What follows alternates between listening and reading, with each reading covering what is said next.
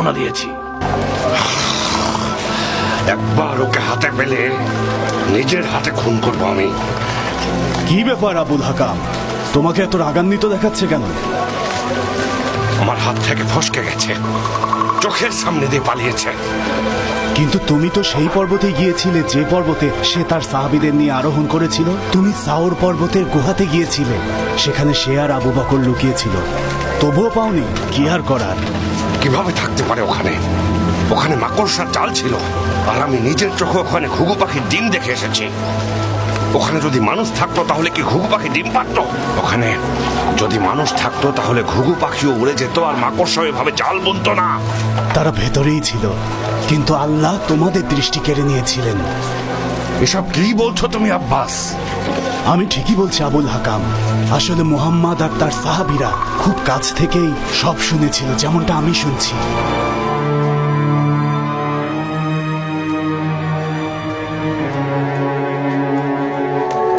আল্লাহর রাসূল আমাদের বলেছেন ভিন্ন পথে মদিনা যেতে, যে পথ কুরাইশের মুশরিকেরা কেউ চেনে না। মনে রাখবেন, কুরাইশিরা আমাদের খুঁজে বেড়াচ্ছে। আমি নিশ্চিত মুদলিস গোত্রের ভূমিতে তাদের বাড়িগুলোর পাশ দিয়ে যাওয়ার সময় তারা আমাদের চিনে ফেলেছে।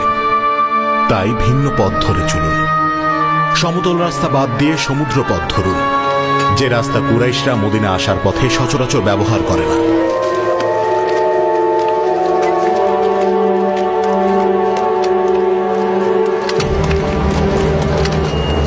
এই সুরাকা, তুমি কি মুহাম্মদ আর তার সাহাবীদেরকে দেখেছো? আমি নিজে ওদেরকে খুঁজছি।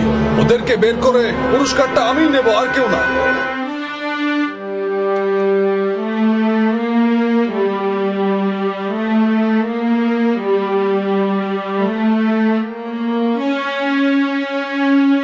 যতক্ষণ না পর্যন্ত আমরা আল্লাহ তাআলার প্রিয় রাসূলকে দেখছি ততক্ষণ এক পাও নড়ব না। আল্লাহ জানেন কতটা ধৈর্য ধরে আছি। আমরা আমাদের ধৈর্যের পরীক্ষা দিচ্ছি।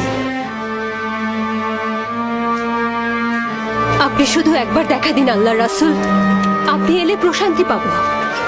এখানে আমরা সবাই যারা মরুভূমির উত্তাপে জ্বলছি, আপনাকে একবার দেখার অপেক্ষায় আছি হে রাসূল।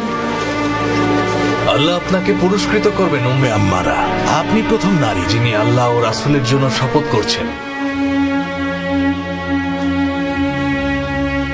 ইয়াসরিবের ইহুদিদের আউস আর খাজরাজদের ব্যাপারে সতর্ক হওয়া উচিত। তারা মোহাম্মদ নামে একজনের আসার অপেক্ষায় আছে, যে নিজেকে নবী দাবি করে। কি বললেন আপনারা? অন্যের কথায় কান দিচ্ছ কেন? ঠিক আছে, কিছু না।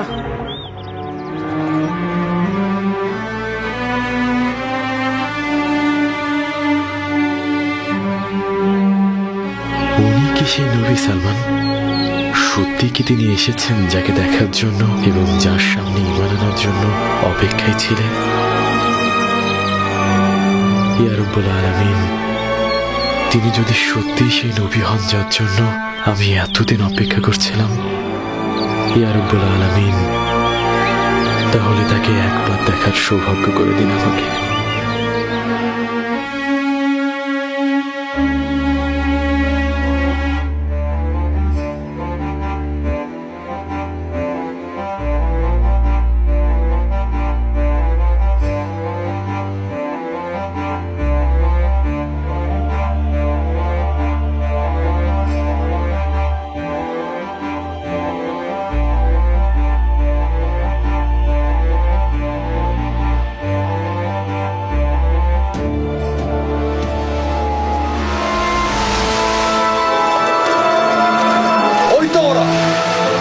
ওই তো মোহাম্মদ আর ওর সাহাবীরা।